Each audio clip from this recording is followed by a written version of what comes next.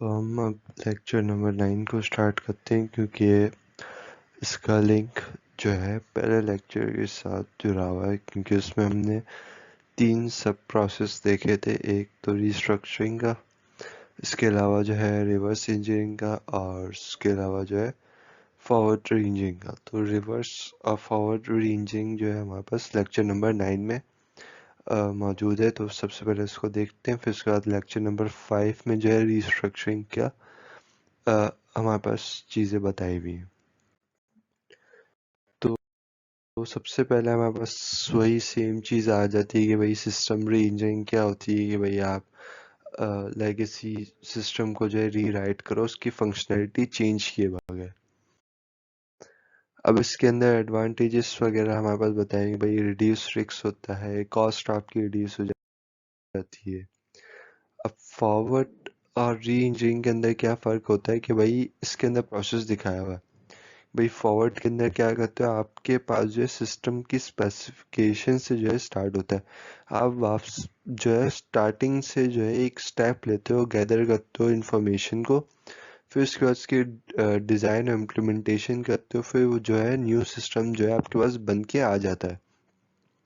लेकिन सॉफ्टवेयर री इंजीनियरिंग के अंदर क्या होता है हमारे पास कि एग्जिस्टिंग सॉफ्टवेयर जो आपके पास है, उस सिस्टम को आप उठाते हो, उसको अंडरस्टैंड करते हो, उसकी ट्रांसफॉर्मेशन करते हो, फिर जो है आपके पास एक री इंजीनियर्ड सिस्टम जो आपके पास सामने आ जाता है। अब वही सेम प्रोसेस जो हमारे पास फर्स्ट स्लाइड में था, वही सेम जो है यहाँ पे भी आया हुआ है। इसके बाद जो है इसके अंदर एक्टिविटीज क्या क्या क्या होती हैं जो यहाँ पे हमारे पास स्लाइड में डिफाइन थी, वो ये होती है कि सबसे पहले कि आपके पास सोर्स कोड की ट्रांसलेशन आप करते हो, कि आप जो है कोड को कन्वर्ट करते हो न्यू लैंग्वेज के ऊपर। रिवर्स इंजीनियरिंग के अंदर आप एनालाइज करते हो, प्रोग्राम को अंडरस्टैंड करते हो उसको। उसके बाद क्या करते हो, स्ट्रक्चर उसका प्रोग्राम इम्प्रूव करते हो कि भाई अंडरस्टैंड जो है इसकी ऑटोमेटिकली आपको समझ आता है कि किस तरीके से जो है वो बना हुआ है पूरा सिस्टम। उसको मॉड्यूलाइजेशन उसकी करते हो कि भाई उसके चंक्स में डिवाइड कर देते हो मॉड्यूल्स को, कौन सा मॉड्यूल किसके साथ कनेक्टेड है या कौन सा मॉड्यूल इंडिपेंडेंट है। फिर डेटा री इंजीनियरिंग इसमें होती है कि भाई आप क्लीन अप करते हो उसके स्ट्रक्चर को, और उसको पूरे सिस्टम को जो है वापसी से उसको बनाते हो। रिवर्स इंजीनियरिंग के अंदर क्या होता है हमारे पास कि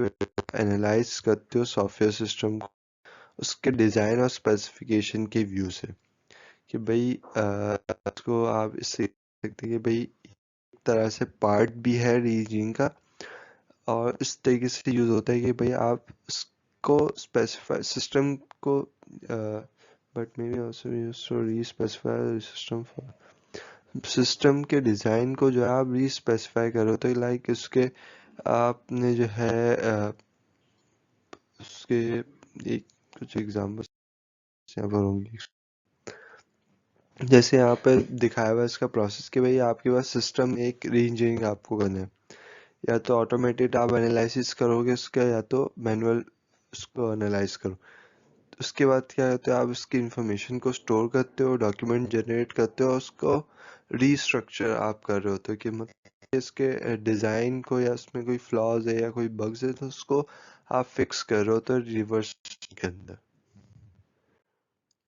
सॉफ्टवेयर रिवर्स इंजीनियरिंग के आपके पास डिज़ाइन हो गए या उसकी रिक्वायरमेंट स्पेसिफिकेशन जो है, आप सारी चीज़ें जो रिकवर कर रहे होते हो। उसके बाद जो है इसके अंदर जो इम्पोर्टेंट चीज़ें जो होती हैं वो यही होती है कि भाई प्रॉपर अगर नहीं है आपके पास डॉक्यूमेंटेशन, या आपके पास जो है अनस्ट्रक्चर्ड जो है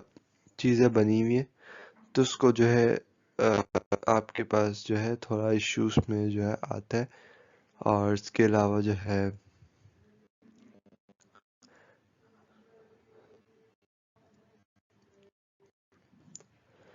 रिवर्स इंजीनियरिंग का जो असल चीज़ होती है वो यही प्रोसेस इसमें डेफिनेशन में बताया हुआ है कि भाई आप एक्सट्रैक्ट कर रहे हो तो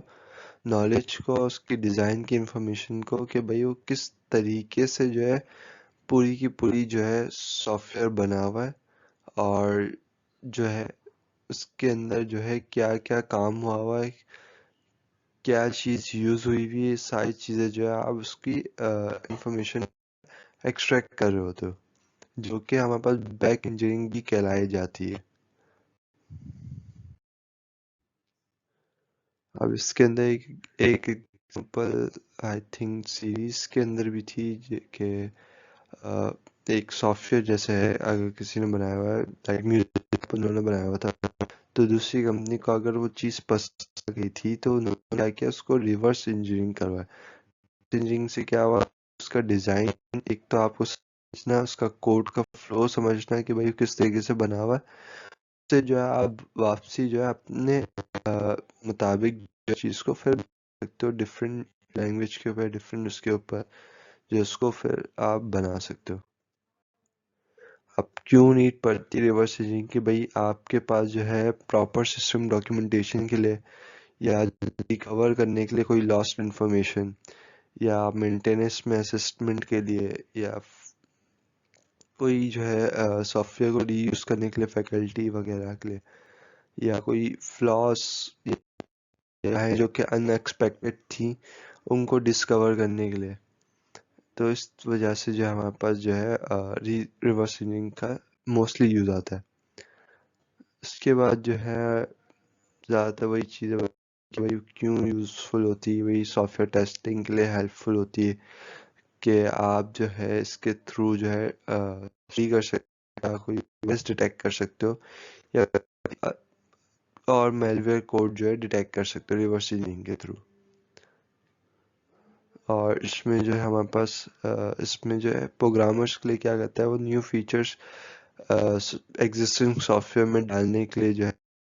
हेल्प आउट कर रहा होता है, क्योंकि आपने जो है उसके डिज़ाइन को, उसके फ्लो को अंडरस्टैंड कर लिया, भाई क्या चीज़ किस तरीके से हुई हुई है, डॉक्यूमेंटेशन को अंडरस्टैंड कर लिया,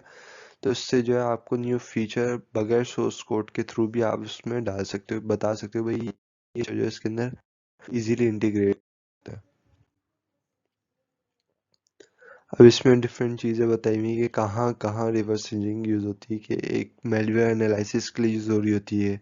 लेगेसी सिस्टम्स के लिए यूज़ हो रही होती है, इंटेलेक्चुअल प्रॉपर्टी प्रोटेक्शन के लिए यूज़ हो रही होती है, और जो है सिक्योरिटी हो गया, कंप्लाइंसेस हो गए, ये सारी चीज़ों के लिए रिवर्स इंजीनियरिंग यूज़ हो रहा होता है। इसके अलावा जो है हमारे पास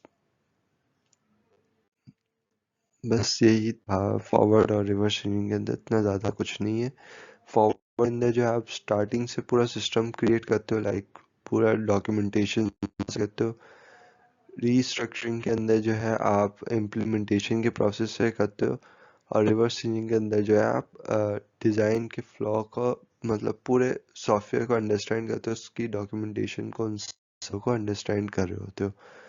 ताकि जो है आप फ्यूचर में जब आप री इंजीनियरिंग इसके ऊपर करो तो वो इजीली जो है इसको कन्वर्ट कर सको, या इसको सिंप्लीफाई और डिफरेंट उसमें जो है लेक्चर में करता हूँ।